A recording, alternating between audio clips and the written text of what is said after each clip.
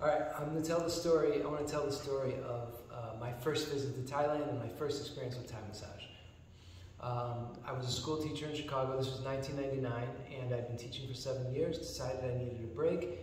Took a year off and randomly found a volunteer program. It happened to be in southern Thailand. So I went there, stayed at a family's house, and the father of the family was he did a lot of walking for his job, and his knee was hurting very badly. So the neighbor would come over and like do a bunch of work on him, and he would like be screaming, and like she would be like pressing onto his knee, and he'd be like, I'd be like, that looks horrible.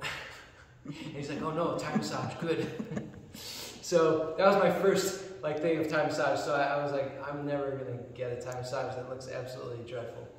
Anyways, I ended up traveling up north. I got some experience at various places for Thai massage, where I got Thai massage. I tried it, and it turned out it was pretty good, and it really connected to the yoga that I had been doing before that. So it seemed like, oh, a real pairing between yoga, the yoga that I was familiar with, and then this kind of body work.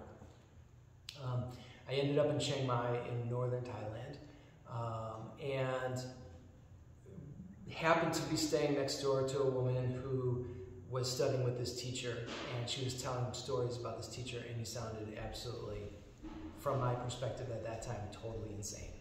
And I was like, this is the guy I want to study with. So yeah, and so I called him up, and he said, okay, bring flowers, incense, candles, fruit, you know, and come and visit. You know, these are typical offerings for teaching. So found my way to his place, walked in, and that was 23 years ago, and I've been back to see him, I don't know how many times, maybe 15 times.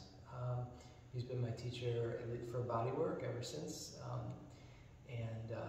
Anyways, that's really, his teaching is what comes through me when I'm teaching Thai massage. So that's my story. I'm sticking to it.